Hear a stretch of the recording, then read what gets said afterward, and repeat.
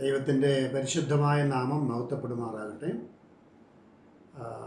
മുഖവരിയായിട്ട് brother Prince പറഞ്ഞതുപോലെ ഇത് വളരെ പ്രധാനപ്പെട്ട രണ്ട് പഠനങ്ങളാണ് നാം ഈ ക്ലാസ്സുകളിലൂടെ നടത്താനായിട്ട് പോകുന്നത്. പരിശുദ്ധാത്മാവ് എന്ന ദിവ്യനായ വ്യക്തിയെക്കുറിച്ച് പല വിധമായ ധാരണ പിശകുകളും ഇന്ന് ക്രിസ്തീയ കോളത്തിൽ ഉണ്ടെന്നുള്ളതൊരു യാഥാർത്ഥ്യമാണ്. നേരത്തെ സൂചിപ്പിച്ചതുപോലെ തന്നെ ചർച്ച് ഓഫ് ക്രൈസ്റ്റുകാർക്ക് ആത്മാവില്ല എന്നുള്ള ഒരു ദുഷ്പ്രചരണം ആളുകൾ നടത്തിക്കൊണ്ടിരിക്കുന്നുണ്ട്. അത് ചർച്ച് ഓഫ് ക്രൈസ്റ്റിൻ്റെ ഉപദേശം അറിയാൻ വയ്യാത്തത് കൊണ്ടാണ് അവരങ്ങനെ പറയുന്നത്. ഇന്ന് നാം ഈ പഠനത്തിലൂടെ ഉദ്ദേശിക്കുന്നത് പരിശുദ്ധാത്മാവ് എന്ന ദിവ്യനായ വ്യക്തി ആരാണ്, പരിശുദ്ധാത്മാവിൻ്റെ പ്രവർത്തനങ്ങൾ നമ്മുടെയൊക്കെ ജീവിതത്തിൽ എന്താണ് എന്നൊക്കെ പഠിക്കുന്ന ഒരു ക്ലാസ്സാണ് ഇവിടെ ആരംഭിച്ചിട്ടുള്ളത്. പ്രാരംഭത്തിൽ തന്നെ ഇതിനുള്ള ഒരവസരം ഒരുക്കിയത് നമ്മുടെ ഇടയിൽ അവൈക്ക് എന്നുള്ള ഒരു മിനിസ്ട്രി രൂപപ്പെട്ടു. അതിന് പ്രിൻസ് സഹോദരൻ അതിനൊരു വലിയ മുഖാന്തരമാണ്. അദ്ദേഹത്തോട് ചേർന്നൊരു ടീം തന്നെ അതിനായിട്ട് പ്രവർത്തിക്കുന്നുണ്ട്. വളരെ കഠിനാധ്വാനം ഇതിൻ്റെ പിന്നിലുണ്ട്. ഇതൊരു ശരിയായ ഒരു അവേക്കനിങ് ഇവിടെ ഉണ്ടാക്കിയിട്ടുണ്ടെന്നുള്ളത് തർക്കമില്ലാത്ത ഒരു കാര്യമാണ്. അതിൻ്റെ ഭാഗമായിട്ടാണ് നമ്മൾ ഈ ക്ലാസ് ഇവിടെ എഡ്യൂക്കേഷൻ എന്നുള്ള ഒരു ഭാഗം അവേക്കിൻ്റെ മിനിസ്ട്രിക്കകത്തുണ്ട്. ചർച്ച് ഡെവലപ്മെൻറ്റ് പ്രോഗ്രാമിൻ്റെ ഒരു ഭാഗമായിട്ടാണ് ഇത് ചെയ്യുന്നത്. ഒട്ടും തന്നെ സമയം കളയാതെ ഞാൻ വിഷയത്തിലേക്ക് പ്രവേശിക്കട്ടെ. ഇന്ന് നമ്മൾ ചിന്തിക്കുന്നത് പരിശുദ്ധാത്മാവിനെ സംബന്ധിച്ച് വിവിധ വിഷയങ്ങളുണ്ട്. അതിൽ വളരെ തെറ്റായി ധരിക്കപ്പെട്ടിട്ടുള്ള ഒരു വിഷയമാണ് ഇന്ന് നമ്മൾ ചിന്തിക്കാൻ ആരംഭിക്കുന്നത്. ഇന്ന് അതിനെ പൂർത്തീകരിക്കാൻ സാധിക്കുമെന്ന് തോന്നുന്നില്ല. 1-2 ക്ലാസ്സുകൾ അതിന് വേണ്ടി വരും. അപ്പോൾ നിങ്ങൾ പതിവായിട്ട് ഇതിൽ സംബന്ധിക്കണം. എങ്കിൽ മാത്രമേ ആ തുടർച്ച നമുക്ക് വളരെ ഇഫക്റ്റീവായിട്ട് പ്രയോജനപ്പെടുത്താനായിട്ട് സാധിക്കത്തുള്ളൂ. ഇന്നത്തെ നമ്മുടെ വിഷയം ഈ ആത്മസ്നാനം എന്നുള്ള ഒരു വിഷയമാണ്. അതിനോട് ബന്ധപ്പെട്ട് ചില ഘട്ടങ്ങളായിട്ടാണ് ചില പോയിന്റുകളായിട്ടാണ് അതിനെ നമ്മൾ തിരിച്ചിട്ടുള്ളത്. ഒന്നാമതായിട്ട് നമ്മൾ ചിന്തിക്കാൻ പോകുന്നത് ഈ പരിശുദ്ധാത്മാവിൽ ഉള്ള സ്നാനം അത് ഒരു വാഗ്ദത്തമാണ്. ദൈവം തന്നെ നൽകിയ ഒരു വാഗ്ദത്തമാണെന്നൊരു യാഥാർത്ഥ്യമാണ് ആദ്യമായിട്ട് നമ്മൾ പരിശോധിക്കുന്നത്. അതേ തുടർന്നിട്ട് ഈ വാഗ്ദത്തം ദൈവം തൻ്റെ സമയത്ത് നിവൃത്തിയാക്കി കഴിഞ്ഞു എന്നുള്ള ഒരു യാഥാർത്ഥ്യമാണ് നമ്മൾ പരിശോധിക്കുന്നത്.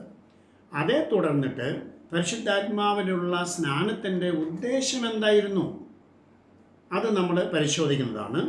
പിന്നീട് ക്രിസ്ത്യാനികൾക്ക് ഇന്നും ഈ പരിശുദ്ധാത്മാവിലുള്ള സ്നാനം ആവശ്യമാണോ എന്നുള്ള ഭാഗം വളരെ ഗൗരവമായിട്ടുള്ള ഒന്നാണ്. അതും നമ്മൾ ഈ ക്ലാസ്സുകളിൽ ചിന്തിക്കുന്നതായിരിക്കും. ഒപ്പം തന്നെ പൊതുവായ ഒരു വിഷയമുണ്ട്. അതായത് വചനത്തിൽ പറഞ്ഞിരിക്കുന്ന കാര്യങ്ങൾക്ക് വചനം നൽകിയ പേര് തന്നെ ഉപയോഗിക്കണം. ഇങ്ങനെ പറയാനുള്ള കാരണം പല ആളുകളും പരിശുദ്ധാത്മ സ്നാനത്തെ അഭിഷേകമായിട്ട് കാണാറുണ്ട്. രക്ഷിക്കപ്പെട്ട ദൈവമക്കളാണ് ചർച്ച് ഓഫ് ക്രൈസ്റ്റുകാർ. നാം രക്ഷിക്കപ്പെടുമ്പോൾ തന്നെ അഭിഷക്തരാണെന്നാണ് ദൈവത്തിൻ്റെ വചനം നമ്മളെ പഠിപ്പിക്കുന്നത്.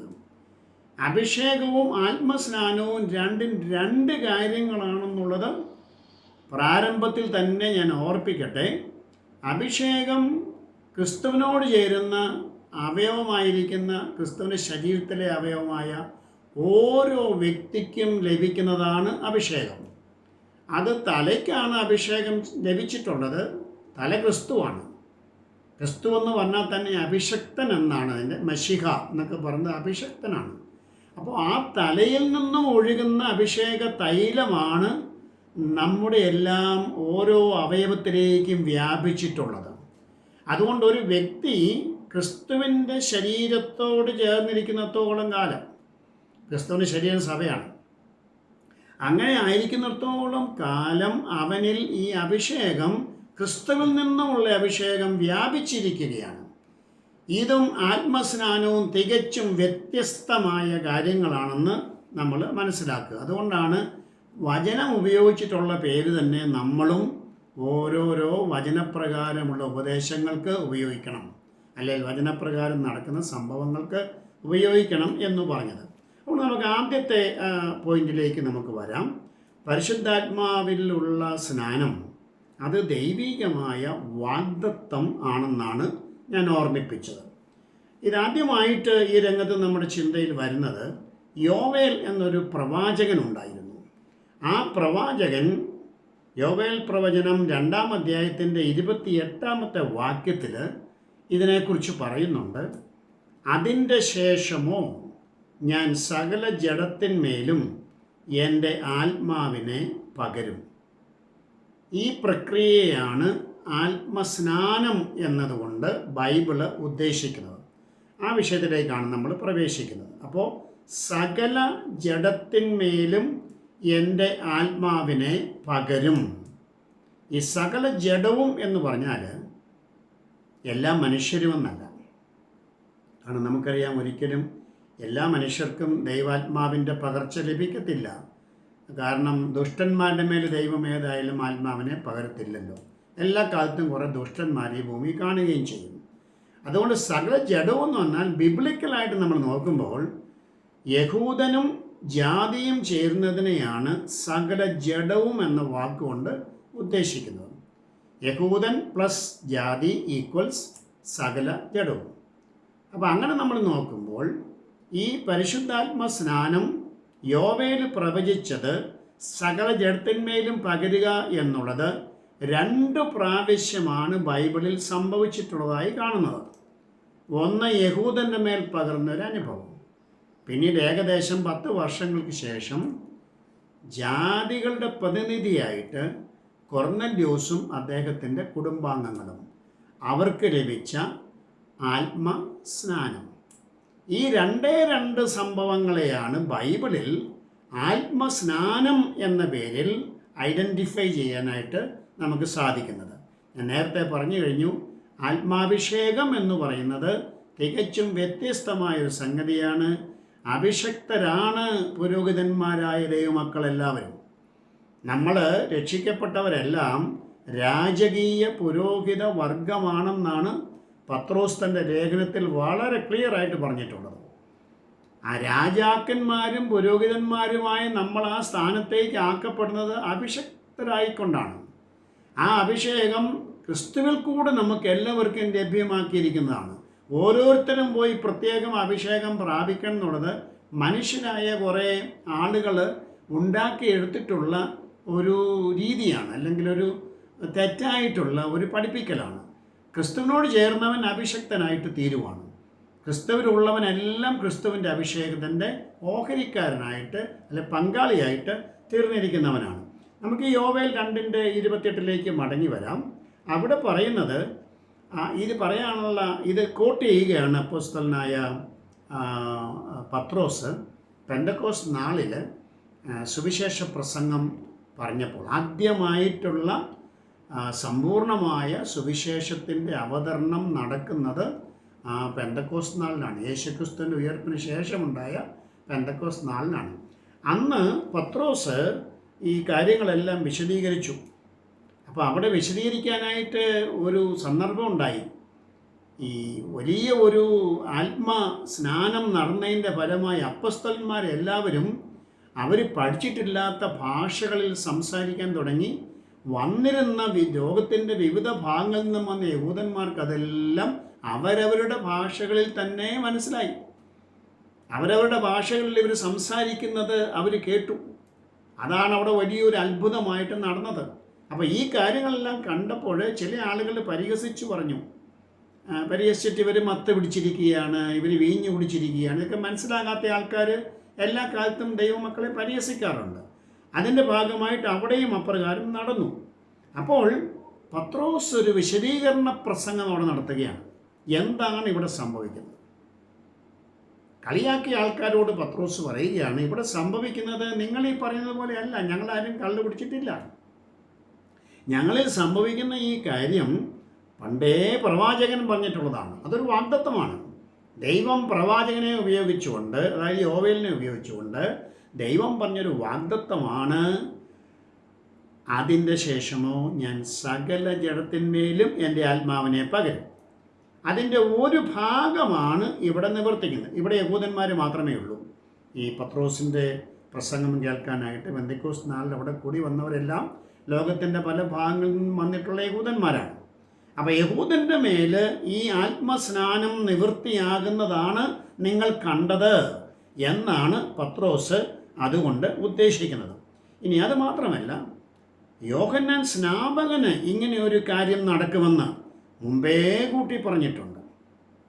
യോഹന്നാൻ സ്നാപകൻ അത് പറഞ്ഞത് മത്തായി രേഖപ്പെടുത്തിയ സുവിശേഷത്തിൽ 3-ാം അധ്യായത്തിൻ്റെ 11-ാമത്തെ വാക്യത്തിലാണ്. ഞാൻ തന്നെ വായിക്കാം. ഞാൻ നിങ്ങളെ മാനസാന്തരത്തിനായി വെള്ളത്തിൽ സ്നാനമേൽപ്പിക്കുന്നതേയുള്ളൂ. പറയുന്ന യോഹന്നാനാണ്. അദ്ദേഹം അവിടെ സ്നാനം കഴിപ്പിച്ചുകൊണ്ടിരിക്കുകയാണ് ആൾക്കാരെ. അദ്ദേഹം പറയുകയാണ്, ഞാൻ കഴിപ്പിക്കുന്ന ഈ സ്നാനം അത് വെള്ളത്തിലുള്ള സ്നാനമാണ്, അത് മാനസാന്തരത്തിനായുള്ള സ്നാനമാണ്. പക്ഷേ എൻ്റെ പിന്നാലെ ഒരാൾ വരുന്നുണ്ട്. എൻ്റെ പിന്നാലെ വരുന്നവനോ എന്നേക്കാൾ ബലവാനാകുന്നു. അവൻ്റെ ചെരുപ്പ് ചുമപ്പാൻ ഞാൻ മതിയായവനല്ല. അവൻ നിങ്ങളെ, ഇനിയാണ് ശ്രദ്ധിക്കേണ്ടത്, അവൻ നിങ്ങളെ 2 കാര്യങ്ങളാണ്, പരിശുദ്ധാത്മാവിലും തീയിലും സ്നാനം ഏൽപ്പിക്കും. ഈ കാര്യം പല റെഫറൻസുകളുണ്ടെന്ന് നിങ്ങൾ കുറിച്ച് വെക്കുന്നെങ്കിൽ നന്നായിരിക്കും. മത്തായി 3:11 മർക്കോസ് 1:8 ലൂക്കോസ് 3:16 ഇതെല്ലാം യോഹന്നാൻ എന്ന സ്നാപകൻ പ്രസ്താവിച്ച കാര്യമാണ്.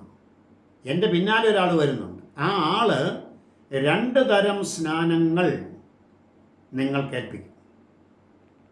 അതൊന്ന് പരിശുദ്ധാത്മാവുള്ള സ്നാനമാണ്, മറ്റൊന്ന് തീയിലുള്ള സ്നാനമാണ്. ഇത് എപ്പോൾ സംഭവിക്കുമെന്ന് അദ്ദേഹം പറഞ്ഞില്ല. ഇത് ആർക്കൊക്കെയാണ് കിട്ടുന്നതെന്നും അദ്ദേഹം പറഞ്ഞില്ല. യേശു ഈ 2 കാര്യങ്ങൾ ചെയ്യുമെന്ന് മാത്രമേ യോഹന്നാന് ഈ വാഗ്ദാനത്തിൽ പറയുന്നുള്ളൂ. ഇനി ഒന്നുകൂടി ഒന്ന് മനസ്സിലാക്കാൻ വേണ്ടിയിട്ട് ഈ മത്തായിയുടെ സുവിശേഷം 3 ആ കോണ്ടെക്സ്റ്റ് ഒന്ന് എടുക്കാം. നമ്മൾ വേദവചനം പഠിക്കുമ്പോൾ എപ്പോഴും ഈ കോണ്ടെക്സ്റ്റിൽ പഠിക്കണമെന്ന് പറയുന്നതിന് വളരെ പ്രാധാന്യമുണ്ട്. കാരണം ഇവിടെ തീയിലുള്ള സ്നാനവും പരിശുദ്ധാത്മാവുള്ള സ്നാനവും ഒന്നാണെന്ന് ചിന്തിക്കുന്ന ഒരു വലിയ അബദ്ധ ഉപദേശം ക്രിസ്തീയ ഗോളത്തിൽ ഇന്നുണ്ട്. അതിന് അവർക്ക് പല ന്യായങ്ങൾ പറയാനായിട്ടുണ്ട്. കാരണം തീയ് പല കാര്യങ്ങൾക്ക് വേണ്ടി പ്രതീകമായിട്ട് ബൈബിളിൽ ഉപയോഗിച്ചിട്ടുണ്ട്. തീയ് ചുട്ടുകളയാൻ വേണ്ടി ഉപയോഗിച്ചിട്ടുണ്ട്. അതായത് ഒരു നശിപ്പിക്കലിൻ്റെ ഒരു പ്രതീകമായിട്ട്. അതുപോലെ തന്നെ തീയ് ശുദ്ധീകരിക്കാൻ, ഊതിക്കഴിക്കാൻ, പൊന്നൊക്കെ തീയിൽ ഊതിക്കഴിച്ചിട്ട് അതിൻ്റെ കീടങ്ങളൊക്കെ മാറ്റിയിട്ട് അതിനെ കുറച്ചും കൂടി മാറ്റി വർദ്ധിപ്പിക്കാനായിട്ടൊക്കെ അങ്ങനെ ഒരു ഉപയോഗവും ശുദ്ധീകരണം എന്നുള്ളൊരു ഉപയോഗവും ഉണ്ട്. ഇതിലേതാണ് ഇവിടെ ഉദ്ദേശിക്കുന്നത് നമ്മൾക്ക് കോണ്ടെക്സ്റ്റ് നോക്കിയാൽ മാത്രമേ അറിയാൻ പറ്റത്തുള്ളൂ. പെട്ടെന്ന് ആരെങ്കിലും ഇത് വായിച്ചിട്ട് പറയുന്നു അപ്പോൾ യേശു ഈ പരിശുദ്ധാത്മാവിനും തീയിൽ സ്നാനം കഴിപ്പിക്കുന്നു, രണ്ടും ഒന്നല്ല. രണ്ടും തികച്ചും വ്യത്യസ്തമായ 2 കാര്യങ്ങളാണ്. അത് മനസ്സിലാക്കുന്നതിന് വേണ്ടി നമുക്ക് ഈ കോണ്ടെക്സ്റ്റിലേക്ക് വരാം. മത്തായി സുവിശേഷം 3-ാം അധ്യായത്തിൻ്റെ 10 മുതൽ 12 വരെയുള്ള ഭാഗമാണ് ഞാൻ ഉദ്ദേശിക്കുന്നത്. നമ്മുടെ കൂടെയുള്ള സിബി സഹോദരൻ ഇപ്പോൾ ഒന്ന് വായിച്ച് സഹായിച്ചാൽ ഇത് കുറച്ചും കൂടി ആൾക്കാർക്ക് അത് മുഴുവനും വ്യക്തമാക്കാൻ സാധിക്കും. സിബി സഹോദരൻ കേൾക്കുന്നുണ്ടോ? വായിക്കാം. ഇപ്പോൾ തന്നെ വൃക്ഷങ്ങളുടെ ചുവട്ടിന് കോടാലി വച്ചിരിക്കുന്നു. നല്ല ഫലം കായ്ക്കാത്ത വൃക്ഷം എല്ലാം വെട്ടി തീയിൽ ഇട്ടുകളയുന്നു. ഞാൻ നിങ്ങളെ മാനസാന്തരത്തിനായി വെള്ളത്തിൽ സ്നാനം ഏൽപ്പിക്കുന്നതേ ഉള്ളൂ. എന്റെ പിന്നാലെ വരുന്നവനോ എന്നേക്കാൾ ബലവാൻ ആകുന്നു. അവന്റെ ചെരുപ്പ് ചുമപ്പാൻ ഞാൻ മതിയായവനല്ല. അവൻ നിങ്ങളെ പരിശുദ്ധാത്മാവിലും തീയിലും സ്നാനം ഏൽപ്പിക്കും. അപ്പോൾ ഇവിടെ തീയെ എന്തിനാണ് ഉപയോഗിച്ചിരിക്കുന്നതാണ് നമുക്ക് കണ്ടുപിടിക്കേണ്ടത്. തീയ് 10-ാം വാക്യത്തിൽ പറയുന്നു, ഫലം കായ്ക്കാത്ത വൃക്ഷത്തെ വെട്ടിക്കളഞ്ഞിട്ട്, അല്ലെ അതിൻ്റെ ആ കൊമ്പുകളെയൊക്കെ വെട്ടിക്കളഞ്ഞിട്ട് അത് ചുട്ടുകളയാനായിട്ടാണ്, നശിപ്പിക്കാൻ വേണ്ടിയിട്ടാണ് ഉപയോഗിക്കുന്നത്. അപ്പോൾ കോണ്ടെക്സ്റ്റ് വിട്ടൊരു കാര്യം വ്യാഖ്യാനിക്കാൻ പോയെന്നാൽ ഇത് ഈ ശുദ്ധീകരിക്കാൻ വേണ്ടിയാണെന്നൊക്കെ പറയാൻ പറ്റും. അങ്ങനെയല്ല ഇവിടെ പറയുന്നത്. ഇവിടെ ഇതിനെ ഇല്ലായ്മ ചെയ്യാൻ വേണ്ടിയിട്ടാണ്. അവരെ ആ ചുട്ട് കളയാന്ന് പറഞ്ഞാൽ അതൊരു ശിക്ഷയാണ്. അതുപോലെ 12-ാമത്തെ വാക്യത്തിൽ പതിരിനെ കുറിച്ച് പറയുന്നു. ഇതിപ്പോൾ ഇവിടെ വൃക്ഷത്തിന് പരം കായ്ക്കാത്ത കൊമ്പുകളൊക്കെ അല്ലെ വൃക്ഷം. 12-ാം വാക്യത്തിൽ പതിര് ഗോതമ്പിനെ കളപ്പുരയിൽ സൂക്ഷിച്ചു വെക്കുകയാണ്. പതിരിനെ കെടാത്ത തീയിലിട്ട് ചുട്ട് കളയുകയാണ്. നിശ്ചയമായിട്ടും ഇത് ഏതൊരു കൊച്ചു കുട്ടിക്ക് പോലും മനസ്സിലാകും. ഇവിടുത്തെ സാദൃശ്യം എന്ന് പറയുന്നത് നശിപ്പിക്കാൻ എന്നുള്ള, തീയെ ഉപയോഗിച്ചിരിക്കുന്നത് ഇല്ലായ്മ ചെയ്യാൻ വേണ്ടി, ശിക്ഷിക്കാൻ വേണ്ടിയിട്ടുമാണ്. അത് സുവിശേഷത്തെ തള്ളിക്കളയുന്നവർക്കുള്ള ശിക്ഷയാണ്. ദൈവത്തെ അറിയാത്തവർക്കും ദൈവത്തിൻ്റെ വചനം അനുസരിക്കാത്തവർക്കും. വിശ്വസിക്കുന്ന ഒത്തിരി പേരുണ്ട്, പക്ഷേ അനുസരിക്കാത്ത വരുമ്പോഴാണ് അത് ശിക്ഷയ്ക്ക് യോഗ്യമായിട്ട് തീർന്നെന്ന് ഇവിടെ കാണുന്നു. നമുക്ക് 2 തെസ്സലോനിക്കർ 1-ാം അധ്യായത്തിൻ്റെ 7-8 വാക്യങ്ങൾ ഞാൻ തന്നെ വായിക്കാം. അത് വായിക്കുമ്പോൾ ഇതിൻ്റെ ഉപയോഗം നമുക്ക് വ്യക്തമാകും.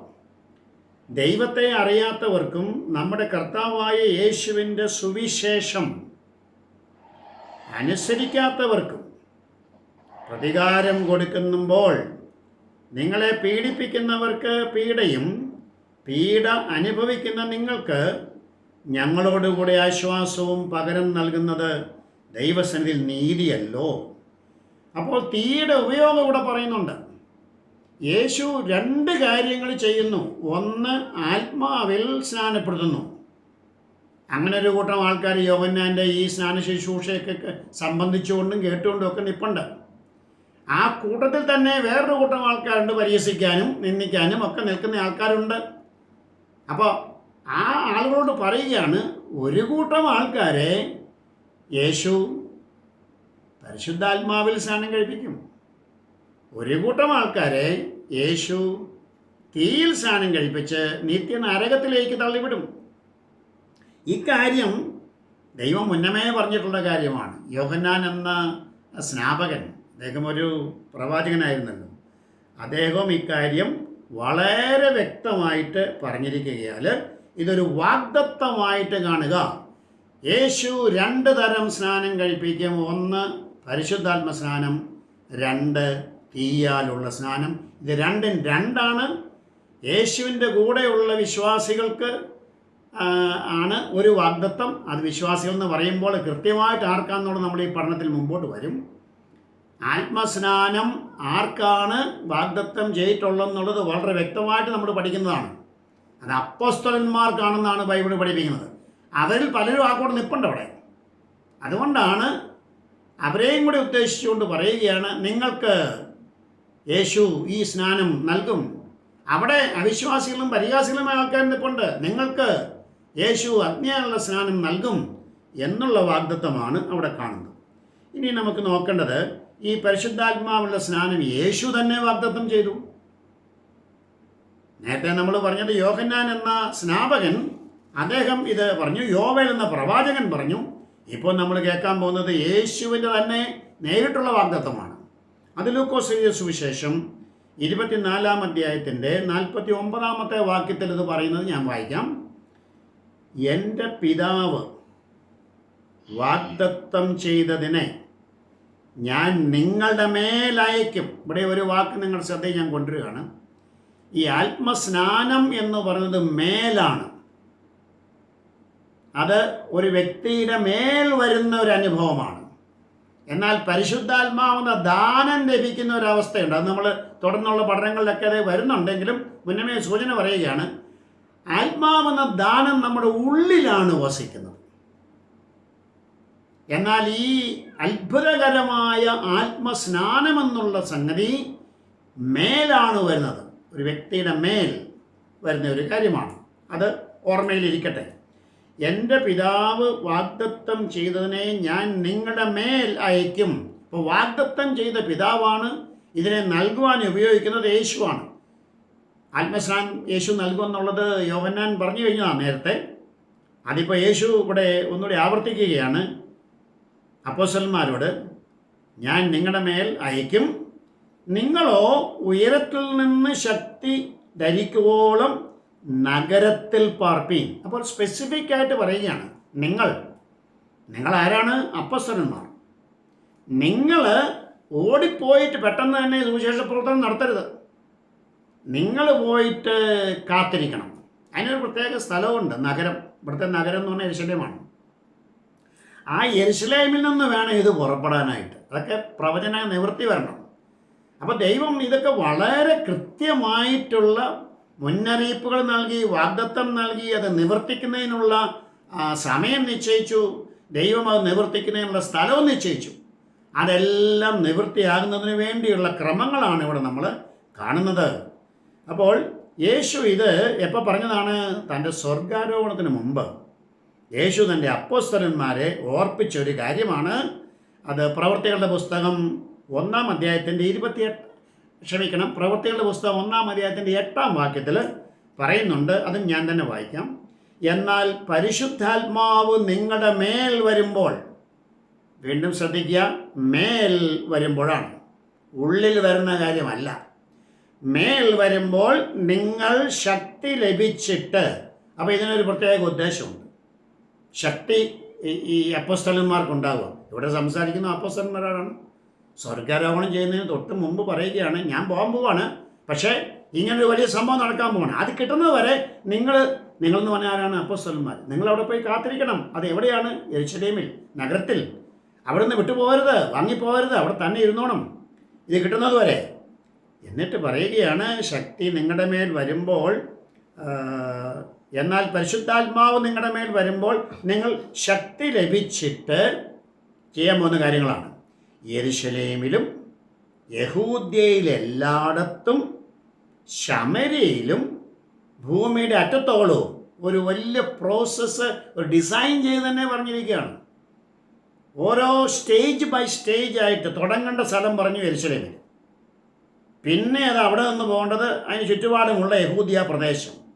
അവിടെ നിന്നും പിന്നെ പോകേണ്ടത് ശമരിയ, അത് അടുത്ത ലെവലാണ്. അവിടെ നിന്ന് പിന്നെ പോകേണ്ടത് ഭൂമിയുടെ അറ്റത്തോളം സാക്ഷികളാകും. അതിന് ശക്തി കൊടുക്കുന്ന പരിപാടിയാണ് ഇവിടെ നടക്കുന്നത്, ഈ ആത്മ സ്നാനത്തിലൂടെ. ഇതൊരു വാഗ്ദത്തമാണ്.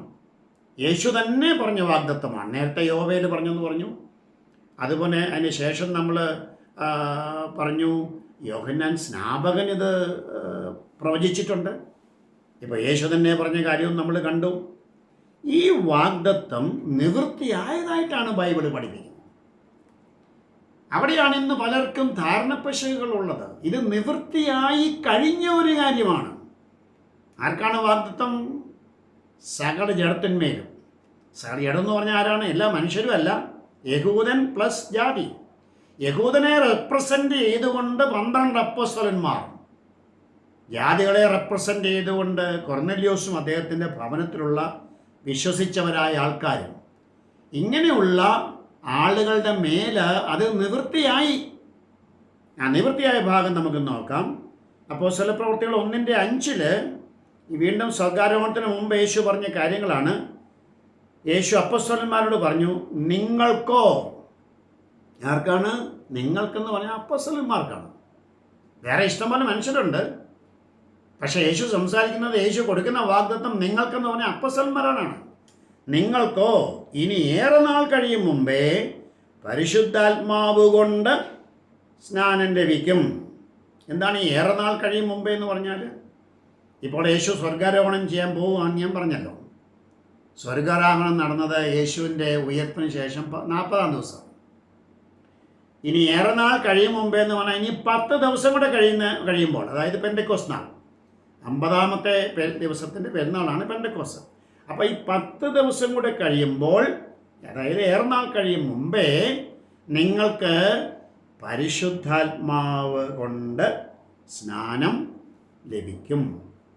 ഇതാണ് അപ്പോസ്തല പ്രവൃത്തികൾ 2-ാം അധ്യായത്തിൻ്റെ 1 മുതൽ 4 വരെയുള്ള ഭാഗത്ത് പറയുന്നത്. ഇത് സിബി ബ്രദർ ഈ സമയത്ത് ഒന്ന് വായിച്ച് നമ്മളെ കേൾപ്പിക്കുന്നതാണ്. പ്രവൃത്തികളുടെ പുസ്തകം 2-ാം അധ്യായത്തിൻ്റെ 1 മുതൽ 4 വരെയുള്ള വാക്യങ്ങൾ. പെന്തക്കോസ്ത് നാൾ വന്നപ്പോൾ എല്ലാവരും ഒരു സ്ഥലത്ത്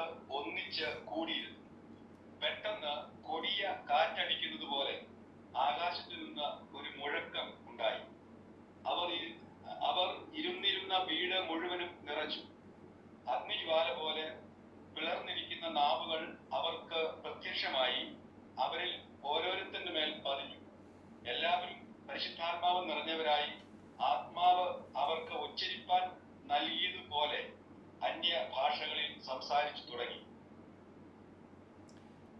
ഇതാണ് ആത്മസ്നാനം 2 പ്രാവശ്യമേ നടന്നിട്ടുള്ളൂ എന്ന് ഞാൻ പറഞ്ഞതിൻ്റെ ഒന്നാമത്തെ സംഭവം.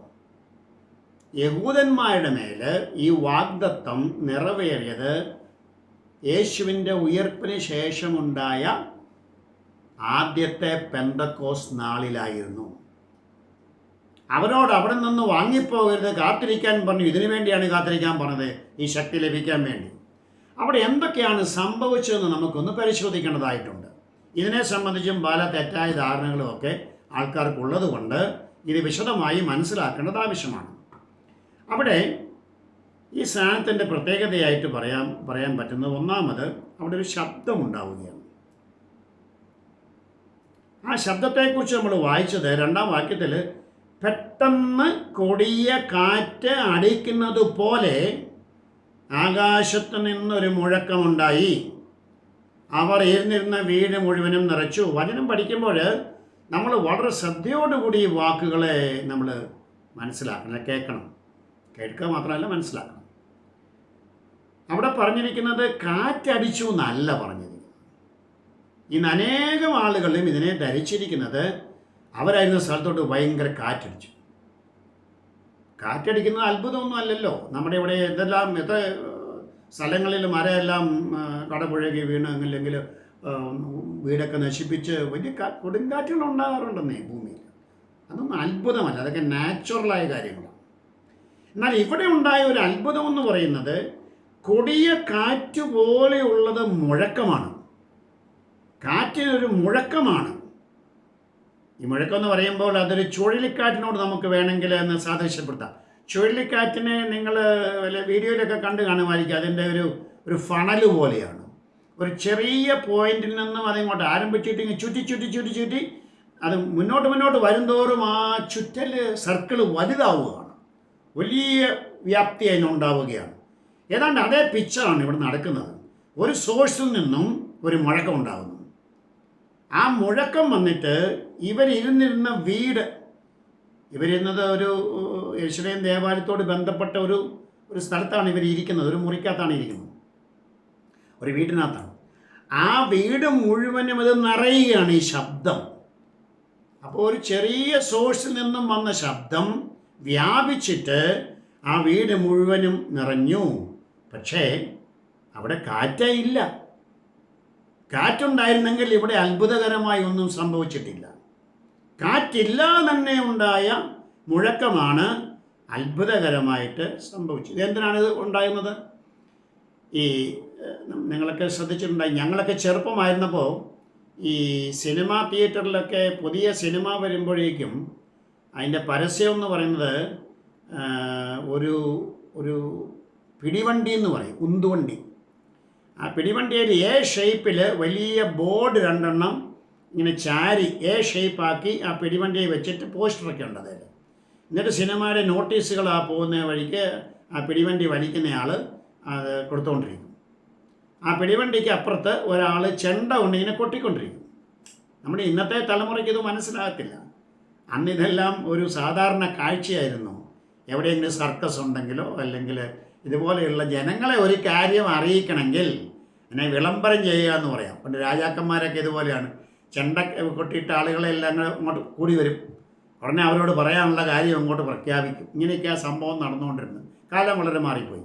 എന്നാൽ ഇവിടെ ഏറെക്കുറെ ഒരു ദൈവികമായ ആ രീതിയിലുള്ള ഒരു ശൈലിയിലുള്ളൊരു പ്രവൃത്തിയാണ് നടക്കുന്നത്. കർത്താവിൻ്റെ സഭയുടെ ആരംഭമാണ്.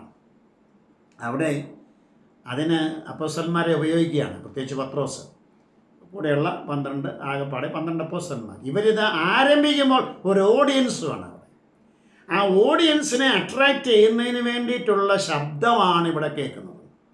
അത് വെറും ചെണ്ടകൊട്ടല്ലായിരുന്നു. ഇത് ആ പ്രദേശം മുഴുവൻ എരമ്പൽ അങ്ങോട്ട് ഉണ്ടായിട്ട് ആ ഉദ്ദേശം നടക്കുകയും ചെയ്തു. കാരണം അപ്പോസ്തലപ്രവൃത്തി 2:6 അത് കാണുന്നുണ്ട്. ഈ മുഴക്കമുണ്ടായപ്പോൾ പുരുഷാരം വന്നുകൂടി എന്നാണ് പറഞ്ഞത്. അപ്പം മുഴക്കത്തിൻ്റെ പർപ്പസ് ആരും പ്രത്യേകിച്ച് വ്യാഖ്യാനിക്കേണ്ട, അവിടെ തന്നെ ഉണ്ട്. അതിൻ്റെ പർപ്പസ് പുരുഷാരത്തെ കൂട്ടിച്ചേർക്കാൻ വേണ്ടിയുള്ള ഒരു പരിപാടിയായിരുന്നു ഈ ചെണ്ടയ്ക്ക് പകരം കാറ്റില്ലാത്ത വലിയ ഇരമ്പൽ അല്ലെങ്കിൽ മുഴക്കം ഉണ്ടായത്. ഇനി രണ്ടാമത് അവിടെ സംഭവിച്ച കാര്യം നമ്മൾ നോക്കുമ്പോൾ അത് വലിയൊരു പ്രകാശമാണ്. ഈ പ്രകാശത്തിനെ ഇവിടെ പറഞ്ഞിരിക്കുന്ന ആ ഭാഷയും ആളുകൾ ധാരാളം തെറ്റിദ്ധരിച്ചിട്ടുണ്ട്. ചില ആളുകൾ വിചാരിച്ചത് അവിടെ തീ ഉണ്ടായെന്നാണ്. അത് വീണ്ടും തീ ആയിട്ട് ബന്ധപ്പെട്ട് അവർ ഈ ആത്മാഭിഷേകത്തെയൊക്കെ ചേർത്ത് കൊണ്ടിട്ട് പല കഥകൾ ഉണ്ടാക്കിയിട്ടുണ്ട്.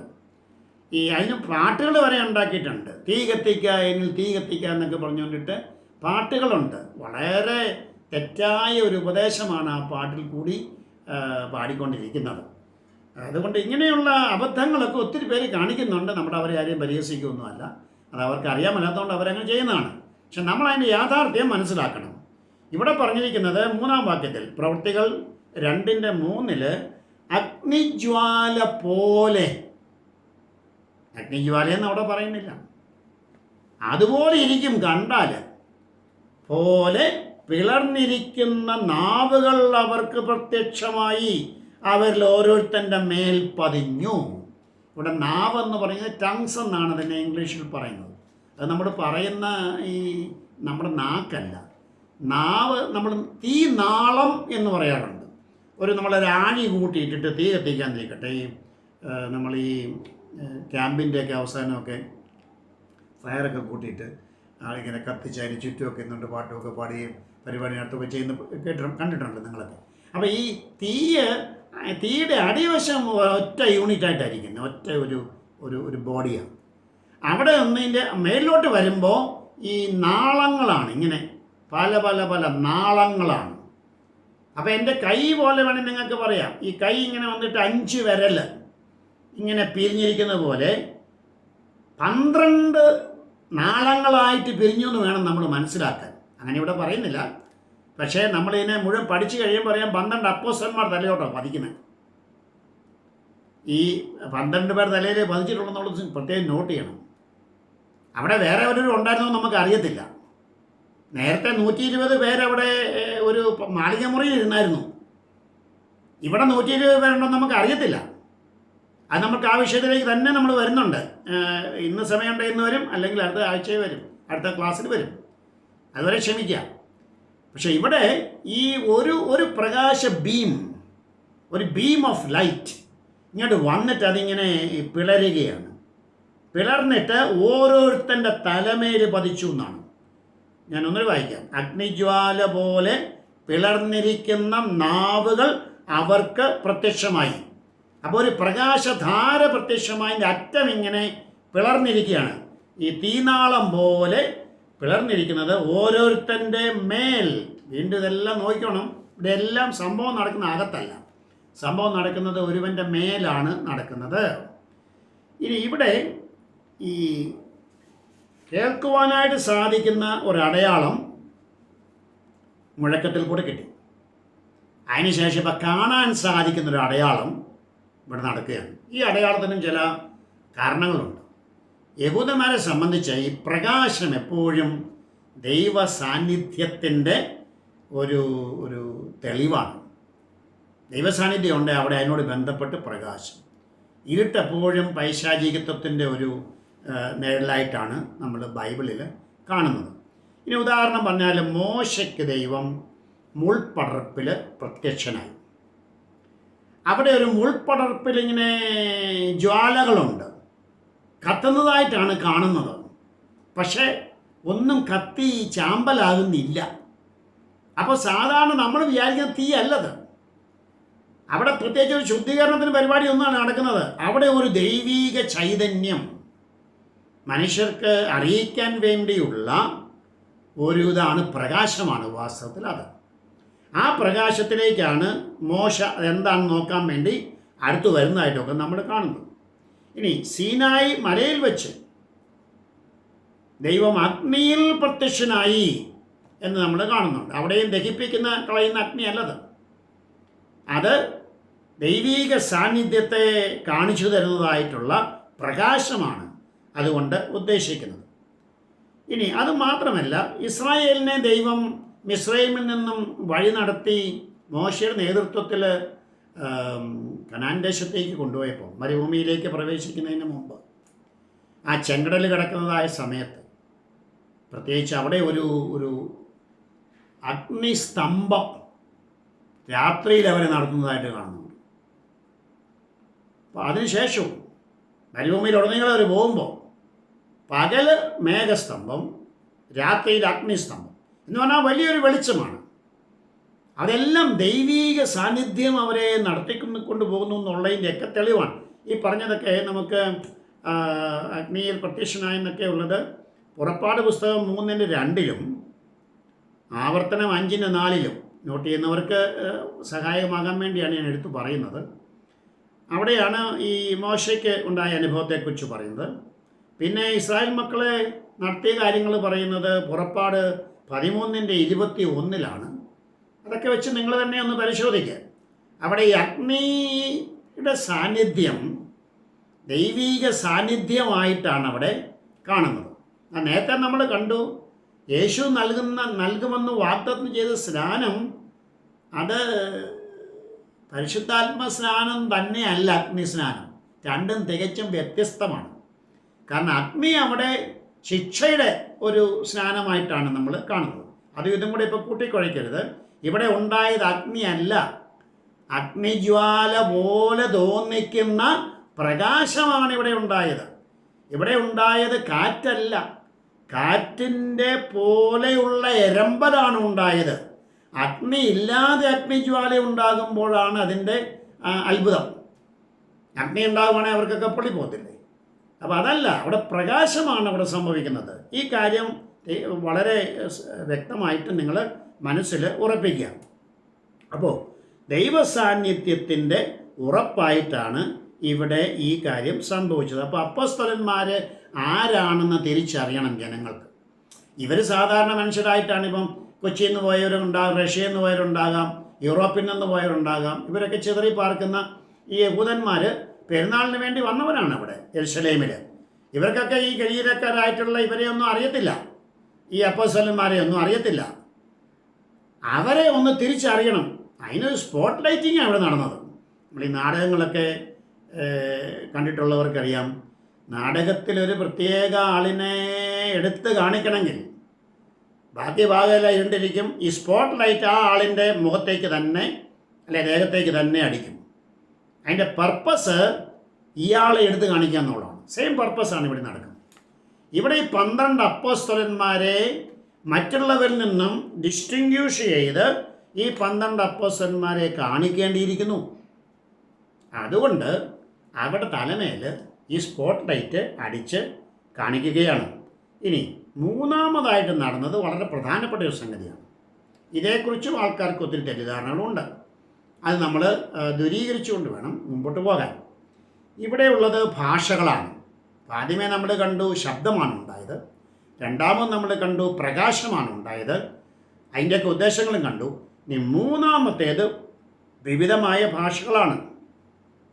സിബി സഹോദരൻ്റെ പ്രവൃത്തികൾ 2:4 മുതൽ 6 വരെ എന്ന് വായിക്കുക. എല്ലാവരും പരിശുദ്ധാത്മാവ് നിറഞ്ഞവരായി ആത്മാവ് അവർക്ക് ഉച്ചരിപ്പാൻ നൽകിയതുപോലെ അന്യഭാഷകളിൽ സംസാരിച്ചു തുടങ്ങി. അന്ന് ആകാശത്തിന് കീഴിലുള്ള സകല ജാതികളിൽ നിന്നും യെരുശലേമിൽ വന്ന് പാർക്കുന്ന യഹൂദന്മാരായ ഭക്തിയുള്ള പുരുഷന്മാർ ഉണ്ടായിരുന്നു. ഈ മുഴക്കം ഉണ്ടായപ്പോൾ പുരുഷാരം വന്നുകൂടി ഓരോരുത്തൻ താന്താന്റെ ഭാഷയിൽ അവർ സംസാരിക്കുന്നത് കേട്ട് അമ്പരന്നു പോയി. നോക്കുക, ഇവിടെ ആശ്ചര്യപ്പെട്ടു. എല്ലാവരും ഭ്രമിച്ച് ആശ്ചര്യപ്പെട്ടു. ഇവിടെ നടക്കുന്നത് ഈ അപ്പസ്തലന്മാർ പഠിച്ചിട്ടില്ലാത്ത ഭാഷകളിൽ അവർ സംസാരിക്കുകയാണ്. ചിലർ ധരിച്ചിട്ടുള്ളത് ഈ കേട്ടവരൊക്കെ വേറെ വേറെ അവരവരുടെ ഭാഷയെ കേട്ടെന്നാണ്. അങ്ങനെ സംഭവം അല്ലിത്. അങ്ങനെയാണെന്ന് വരിയിൽ എന്താണ് പറയുന്നത്? അത്ഭുതം നടന്നത് ഈ കേൾക്കാൻ വന്നിരിക്കുന്ന ആൾക്കാരിൽ അത്ഭുതം നടക്കുകയാണ്. ദൈവം അത്ഭുതം നടത്തിയത് തൻ്റെ അപ്പോസ്തലന്മാരിലാണ്. ഈ ആത്മസ്നാനം ലഭിച്ച ആൾക്കാരിലാണ് ഈ അത്ഭുത പ്രക്രിയകളൊക്കെ നടക്കുന്നത്. അല്ലാതെ അവിടെ കേൾക്കാൻ വന്ന ആൾക്കാരിലല്ല അത്ഭുതം നടക്കുന്നത്. മാത്രമല്ല ഇവർ ആ പറഞ്ഞ ഭാഷയും നോക്കിക്ക് ഓരോരുത്തൻ താൻ്റെ ഭാഷയിൽ അവർ സംസാരിച്ച് കേട്ട് അമ്പരന്ന് പോയി. അപ്പോൾ അവർ സംസാരിച്ചത് ഇവരോരോരുത്തരും റഷ്യയിൽ നിന്ന് വന്നവൻ റഷ്യൻ ഭാഷ കേട്ടു, കൊച്ചിയിൽ നിന്ന് വന്നവൻ മലയാളത്തിൽ കേട്ടു, അല്ല യൂറോപ്പിൽ നിന്ന് വന്നവൻ ഇപ്പം ഫ്രാൻസ് ആണെന്നവർ ഫ്രഞ്ച് ഭാഷ കേട്ടു, ഇംഗ്ലണ്ട് ആണെന്നവർ ഇംഗ്ലീഷ് കേട്ടു, ചൈന ആണെന്നവർ ഏഷ്യയിൽ നിന്ന് പോയവനാണെന്നവർ ചൈനീസ് ഭാഷ കേട്ടു. അപ്പോൾ ആ രീതിയിൽ നമ്മൾ നോക്കുമ്പോൾ ഇവരുടെ കേൾവിയിലല്ല അത്ഭുതം നടന്നത്, സംസാരിച്ചവരിലാണ് അത്ഭുതം നടന്നത്. അപ്പോൾ സംസാരിച്ച 12 അപ്പോസ്തലന്മാരും ഇവരേതാണ്ട് 18 സ്ഥലങ്ങളിൽ നിന്നുള്ളവരുടെ കാര്യം പറയുന്നുണ്ട്. പക്ഷേ ഈ 18 സ്ഥലങ്ങളിൽ പലതിലും ഒരേ ഭാഷയാണ്. ഗ്രീക്ക് ഭാഷ പലയിടങ്ങളിലും കോമൺ ആയിട്ടന്ന് ഉപയോഗിച്ചുകൊണ്ടിരുന്നതാണ്. അപ്പോൾ 12 അപ്പോസ്തലന്മാരെ കൊണ്ട് ഈ 18 ഇടങ്ങളിൽ നിന്നും വന്ന ആൾക്കാർക്ക് മനസ്സിലാകുന്ന രീതിയിൽ സംസാരിക്കാൻ സാധിക്കുമായിരുന്നു. കാരണം ഒരേ സ്ഥലത്ത് 18 സ്ഥലത്തും 18 ഭാഷകളല്ല, ഒരേ ഭാഷ പല സ്ഥലത്തും സംസാരിക്കുന്ന കാലമാണത്, പ്രത്യേകിച്ച് ഗ്രീക്ക് ഭാഷ. എന്തായിരുന്നാലും ഇവിടെ മനസ്സിലാക്കേണ്ട യാഥാർത്ഥ്യം, ഇവർ പഠിച്ചിട്ടില്ലാത്ത ഭാഷകളിൽ അവർ നല്ല ഫ്ലൂവൻ്റായിട്ട് സംസാരിച്ചു. പെറുക്കി പറയുകയല്ല, അവർ ഫ്ലൂവൻ്റായിട്ട് തന്നെ കേട്ടാൽ മനസ്സിലാകുന്ന, പഠിച്ചവന് മനസ്സിലാകുന്ന പോലെ അവൻ്റെ ഭാഷയിൽ പഠിക്കാത്തവരായ ആൾക്കാർ സംസാരിക്കുന്ന ഒരു വലിയ അത്ഭുതമാണ് അവിടെ നടന്നത്. ഇനി ഇത് കേട്ടപ്പോൾ അവർക്ക് അമ്പരപ്പാണ് ഉണ്ടായത്. അമ്പരപ്പുണ്ടാകാനുള്ള കാരണം എന്നതാണ്? ഈ സാധാരണക്കാരായ മനുഷ്യർ, സാധാരണക്കാരായെന്ന് എങ്ങനെ അറിയാം? അവിടെ വസ്ത്രധാരണം കണ്ടാൽ അറിയാം. ഇവർ സാധാരണ ഈ മീൻപിടുത്തക്കാരൊക്കെ ആണെന്നല്ലോ, വലിയ എലഗൻ്റ് ആയിട്ടുള്ള വസ്ത്രധാരണമൊന്നും ഉള്ളവരൊന്നും അല്ല ഇവരൊക്കെ, സാധാരണ ഓർഡിനറി പീപ്പിൾ. അപ്പം ഇവർ പഠിച്ചിട്ടില്ലാതെ ഞങ്ങളുടെ ഭാഷ എങ്ങനെ ഇവർ പറയുന്നത്? അതിലാണ് അമ്പരപ്പുണ്ടായത്. അപ്പോൾ പെന്തക്കോസ്ത് നാളിൽ നടന്ന ആത്മസ്നാനത്തിലുണ്ടായ ഈ അന്യഭാഷകളിലുള്ള സംസാരം ലോകത്തിൽ പല ഭാഗങ്ങളിലും നിലവിലുണ്ടായിരുന്ന ഭാഷ തന്നെയായിരുന്നു. നമ്മൾ അന്യഭാഷകളെക്കുറിച്ച് വീണ്ടും മുന്നോട്ട് ചെല്ലുമ്പോൾ വേറൊരു ക്ലാസ് അതിന് തന്നെ എടുക്കുന്നുണ്ട്. അപ്പോൾ അന്നേരം കുറച്ചുകൂടി നമുക്ക് അവിടെയൊക്കെ വിശദീകരിച്ച് പോകാം. ഇപ്പോൾ നമ്മൾ തൽക്കാലം ഇതിനോട് ബന്ധപ്പെട്ട് ഇത്രയും മനസ്സിലാക്കുക, ലോകത്ത് നിലവിലുണ്ടായിരുന്ന ഭാഷ തന്നെയാണ് അവർ സംസാരിച്ചത്. പ്രവൃത്തികൾ 2:7-8 കൂടി ഒന്ന് വായിക്കാമോ സഹോദര? എല്ലാവരും ഭ്രമിച്ച് ആശ്ചര്യപ്പെട്ടു. ഈ സംസാരിക്കുന്നവരെല്ലാം ഗലീലക്കാരല്ലയോ? പിന്നെ നാം ഓരോരുത്തൻ ജനിച്ച നമ്മുടെ സ്വന്തം ഭാഷകളിൽ അവർ സംസാരിച്ച് കേൾക്കുന്നത് എങ്ങനെ? അപ്പം അവർ സംസാരിച്ചത് ആ ഭാഷയിലാണ്. നമ്മൾ ഓരോരുത്തരും ജനിച്ചു വളർന്ന നമ്മുടെ ഭാഷയിലാണ് അവർ സംസാരിക്കുന്നത്. അതായത് ഇവർ കേൾവിക്കാരനിലല്ല അത്ഭുതം എന്നുള്ള ഞാൻ വീണ്ടും ഒന്ന് ആവർത്തിച്ചിട്ട് ആ വിഷയം വിടുകയാണ്. അപ്പം നിലവിലുള്ള ഭാഷകളായിരുന്നു, ഇവരാരും പണ്ഡിതന്മാരല്ലായിരുന്നു. എന്നിട്ടും അവർക്ക് ഈ പാണ്ഡിത്യമുള്ളവരെ പോലെ സംസാരിക്കാൻ സാധിച്ചു. അതൊരു വലിയ പ്രയോജനം ചെയ്തു, ഇതൊരു അത്ഭുതമായി. അപ്പോൾ ഇവിടെ ഒരു ദൈവികമായ സാന്നിധ്യമുണ്ട്. ഇവരെല്ലാം യഹൂദന്മാരാണെന്ന് മറക്കരുത്. പ്രകാശം, ഇവർ ഒരു കാറ്റുമില്ലാതെ, ഒരു ഇല പോലും അനങ്ങാതെ വലിയ ഇരമ്പലുണ്ടായിരിക്കുന്നു. വലിയ അത്ഭുതം. ഇവർ പഠിക്കാത്ത ഭാഷ സംസാരിക്കും. അപ്പോൾ 3 കാര്യങ്ങൾ അവിടെ സംഭവിച്ചത്. ആളുകളെ അങ്ങോട്ട് കൂട്ടാനും ഒരു ഓഡിയൻസിനെ ഉണ്ടാക്കാനും, അവിടെ സംസാരിക്കാൻ പോകുന്നവരായിട്ടുള്ള ഈ അപ്പോസ്തലന്മാർ അവിടെ സംസാരിക്കാൻ പോയാൽ അവരുടെ ഒരാളെ ലീഡർഷിപ്പ് എടുത്തുകൊണ്ട് പത്രോസ് സംസാരിച്ചത്. പക്ഷേ ഈ 12 പേരിലും ഇവർ മറ്റുള്ളവരിൽ നിന്നും വ്യത്യസ്തരാണ് എന്ന് സ്ഥാപിക്കത്തക്കവണ്ണം ഇവരെ എടുത്തു കാട്ടാൻ വേണ്ടി നിങ്ങൾ ഇവർക്ക് ചെവി കൊടുക്കണം, ഇവർ ദൈവ സാന്നിധ്യമുള്ളവരാണ്. ആ 12 പേരും പഠിക്കാത്ത ഭാഷ സംസാരിച്ചിരിക്കുന്നു. ഈ കാര്യങ്ങൾ ഒരു ഓഡിയൻസിനെ ഈ പ്രസംഗത്തിന് വേണ്ടി ഒരുക്കുകയാണ്. ഈ ഒരുക്കം ദൈവം ചെയ്തതാണ്, മനുഷ്യന്മാരുടെ ആരെയും പ്രവൃത്തി കൊണ്ടുണ്ടായതല്ല. അപ്പം പെന്തക്കോസ്ത് നാളിലുണ്ടായ ആത്മസ്നാനം ഈ ഒരു ഉദ്ദേശത്തോടു കൂടി നടത്തിയതാണ്. ഈ അപ്പോസ്തലന്മാർ അവരെ ശക്തീകരിക്കണം. ഇവരിപ്പോൾ പറയുന്നതായ സുവിശേഷം ആദ്യമായിട്ടാണ് യേശുവിൻ്റെ മരണത്തിലും അടക്കത്തിലും ഉയർപ്പിലും പങ്കാളിയാകുന്ന സ്നാനമേൽക്കണമെന്നൊക്കെയുള്ള ഉപദേശം ആദ്യമായിട്ടാണ് പ്രസംഗിക്കപ്പെടാൻ പോകുന്നത്. പാപമോചനത്തിലുള്ള വഴി ആദ്യമായിട്ടാണ് പ്രസംഗിക്കപ്പെടാൻ പോകുന്നത്. അത് കേൾക്കാൻ കുറേ മനുഷ്യർ വേണം. അത് ആദ്യം യഹൂദന്മാർ, പിന്നെ ജാതികൾ. അപ്പം ഇപ്പം നമ്മൾ സംസാരിച്ച മുഴുവനും യഹൂദന്മാരുടെ ഇടയിൽ നടന്ന ആ പ്രവചന നിവൃത്തിയാണ്. യോവേലിൻ്റെ പ്രവചനത്തിൻ്റെ ഒരു ഘട്ടം യഹൂദന്മാരിൽ നിറവേറിനെ പറ്റിയാണ് നമ്മൾ സംസാരിച്ചു കൊണ്ടിരിക്കുന്നത്. ഈ പ്രവൃത്തികളുടെ പുസ്തകം 2-ാം അധ്യായത്തിൻ്റെ 14 മുതൽ 36 വരെയുള്ള വാക്യങ്ങൾ ഇപ്പോൾ വായിക്കുന്നില്ല, പക്ഷേ വീട്ടിൽ പോയി വായിക്കണം. അവിടെ നിങ്ങൾക്ക് പത്രോസിൻ്റെ ആ പ്രസംഗം നിങ്ങൾക്ക് കേൾക്കാനായിട്ട് സാധിക്കും. അപ്പോൾ വളരെ ഭയപ്പെട്ട് ഒളിച്ചിരുന്ന ഈ മനുഷ്യന്മാർ, ഭീരുക്കളെന്ന് പലരും വിചാരിച്ചിരുന്ന ഇവരൊരു പുതിയ ഒരു ശക്തിയെല്ലാം പ്രാപിച്ചിട്ട് ഇവർ നല്ല ധൈര്യത്തോടു കൂടി യേശുവിനെ ക്രൂശിച്ച അതേ സ്ഥലത്ത് അല്ലെങ്കിൽ ആ പ്രദേശത്ത് യേശുവിനെ ക്രൂശിച്ചവന്മാരായ ആൾക്കാരുടെ മുമ്പിൽ എഴുന്നേറ്റ് നിന്നുകൊണ്ട് നിങ്ങൾ ക്രൂശിച്ച യേശുവിനെ ദൈവം കർത്താവും ക്രിസ്തുവും ആക്കിയിരിക്കുന്നു പറയാനുള്ള ആ ധൈര്യം എവിടെ കിട്ടി? പരിശുദ്ധാത്മ സ്നാനത്തിൽ കൂടി കിട്ടിയതാണ്. അതിനുവേണ്ടിയാണ് അവരോട് പറഞ്ഞത്, നിങ്ങളിപ്പം ഓടിച്ചാടിപ്പോയി ഒന്നും പറയരുത്, നിങ്ങൾക്ക് ശക്തി കിട്ടും. കിട്ടിക്കഴിയുമ്പോൾ നിങ്ങളിത് ആരംഭിച്ചാൽ മതി. അതുവരെ നിങ്ങൾ യെരുശലേമിൽ കാത്തിരിക്കണം. കാരണം യെരുശലേമിൽ നിന്ന് വേണം ദൈവത്തിൻ്റെ വചനം പുറപ്പെടാൻ. അപ്പം ഈ നിവൃത്തികളെല്ലാം നടക്കുന്നതിന് വേണ്ടിയായിരുന്നു ഈ പ്രത്യേക സ്നാനം. ആത്മസ്നാനമെന്നറിയപ്പെടുന്ന പരിശുദ്ധാത്മസ്നാനം പെന്തക്കോസ്ത് നാളിൽ, യേശുവിൻ്റെ ഉയർപ്പിന് ശേഷം ഉണ്ടായ ആദ്യത്തെ പെന്തക്കോസ്ത് നാളിൽ അപ്പോസ്തലന്മാർക്ക് നൽകിയത്. ഇവിടെ കൊണ്ട് ഇന്നത്തെ ആ ക്ലാസ് ഞാനൊന്ന് വൈൻഡപ്പ് ചെയ്യുകയാണ്. എന്നിട്ട് അടുത്ത ക്ലാസ്സിൽ വളരെ ജിജ്ഞാസയോടുകൂടി നിങ്ങൾക്ക് കേൾക്കാൻ പറ്റുന്നൊരു കാര്യമുണ്ട്. അതായത് ഈ പരിശുദ്ധാത്മാവുള്ള സ്നാനം ലഭിച്ചത് ആർക്കാണ്? ഇത് ക്രിസ്തീയ കോളത്തിൽ വലിയ ഒരു തെറ്റിദ്ധാരണ ഉണ്ടാക്കിയിട്ടുള്ള ഒരു കാര്യമാണ്. പല ആളുകളുടെയും ധാരണ 120 പേരും ആളിക മുറിയിലുണ്ടായിരുന്നു, ആ 120 പേർക്ക് ഇത് കിട്ടിയെന്നാണ്.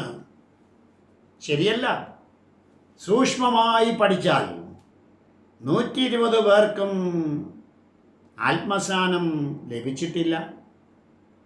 ദൈവം വാഗ്ദാനം ചെയ്ത ആത്മസ്നാനം ലഭിച്ചത് ആർക്കാണോ വാഗ്ദാനം കൊടുത്തത് അവർക്കാണ്.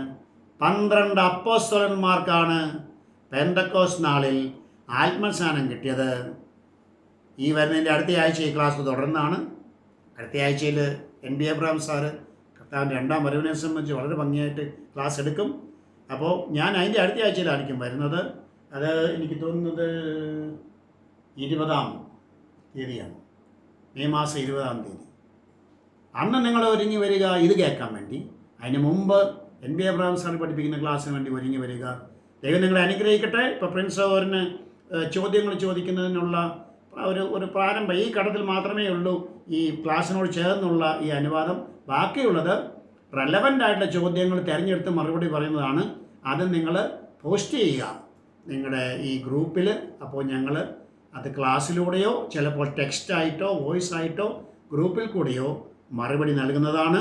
അതുകൊണ്ട് എന്ത് സംശയം ഉണ്ടെങ്കിലും ചോദിക്കാം. പക്ഷേ ഈ വിഷയത്തോട് റെലവൻ്റ് ആയിരിക്കണമെന്ന് ദൈവസ്നേഹത്തിൽ ഓർപ്പിക്കുകയാണ്. ക്ലാസ്സിൽ സംബന്ധിച്ച എല്ലാവർക്കും ദൈവനാമത്തിൽ നന്ദി പറയുന്നു.